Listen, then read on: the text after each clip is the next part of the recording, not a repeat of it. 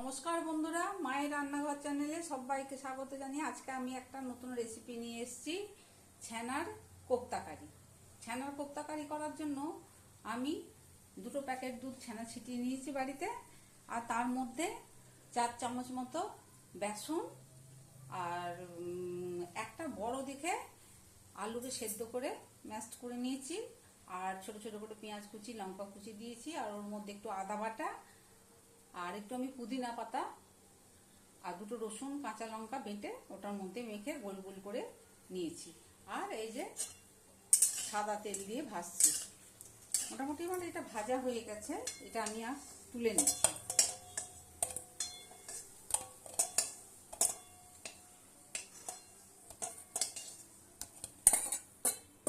এখানে আর কতগুলো আছে সেগুলো ছেড়ে দিচ্ছি।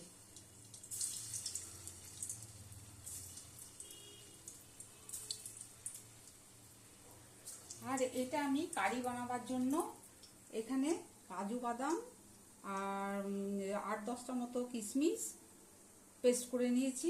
এটার মধ্যে আমি 1 চামচ ছানাও দিয়েছি। আর এটার মধ্যে পেঁয়াজ, রসুন, একটা গোটা কাঁচা লঙ্কা আর 8খানা টমেটো বেটে নিয়েছি। আর এটা আদা বেটেছি। আর এটাতে অল্প একটু দই নিয়েছি। আর আমার লাগবে ধনে গুঁড়ো, হলুদ, নুন, নামাবার সময় ঘি, গরম মশলা দেব। এই কোপ্তার বড়াগুলো ভাজা হয়ে গেছে, আমি তুলে নিচ্ছি।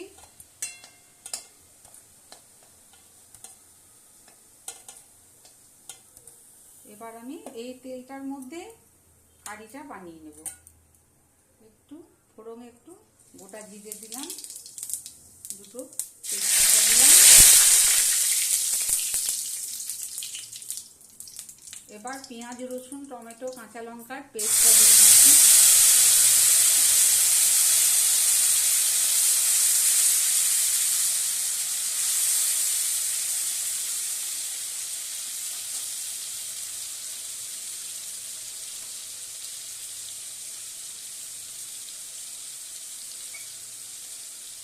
এটার মধ্যে আদা বাটা দিলাম, এই 1 চামচ মতো।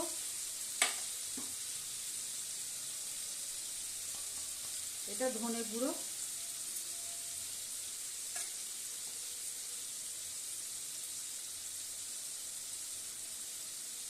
হলুদ গুঁড়ো,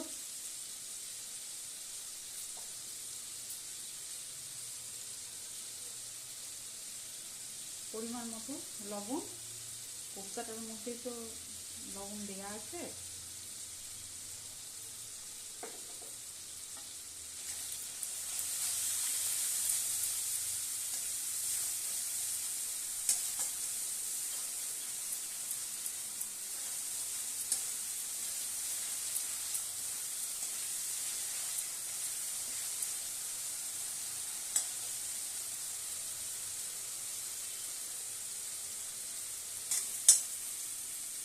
এবার আমি এটার মধ্যে ফেটিয়ে রাখা 1 চামচ দই দিলাম।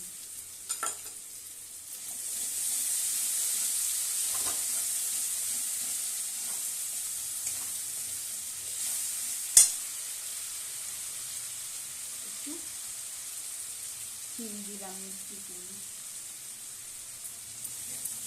মোটামুটি আমার এটা কষানো হয়ে গেছে, তেল ছেড়ে গেছে। এবার আমি এটার মধ্যে এই কাজু বাদাম কিশমিশ বাটাটা দিয়ে দিচ্ছি।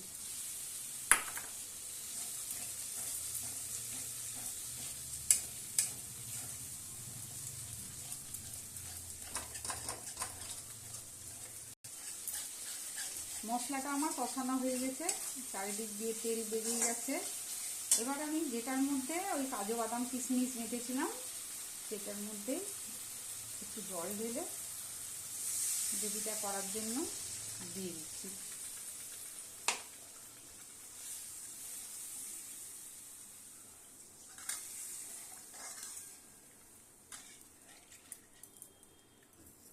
এটা গ্রেভিটা আমার হয়ে এসছে। এটার মধ্যে আমি 1/2 চামচ গোলমরিচ গুঁড়ো দিলাম,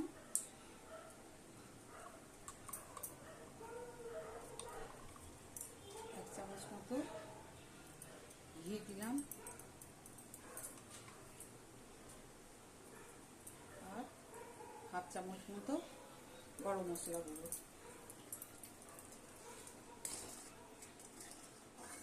এবার আমি আস্তে আস্তে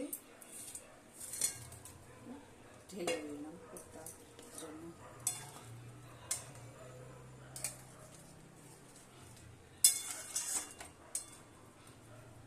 অল্প একটু ফুটলেই আমি এটা বন্ধ করে দেবো।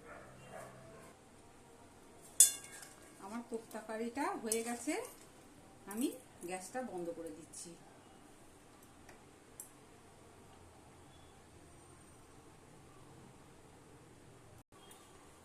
বন্ধুরা, আমার ছানার কোপ্তা কারিটা হয়ে গেছে। আপনারা এটা বাড়িতে ট্রাই করবেন। আপনাদের যদি ভালো লাগে আমার চ্যানেলকে লাইক, শেয়ার আর সাবস্ক্রাইব করতে ভুলবেন না। নমস্কার।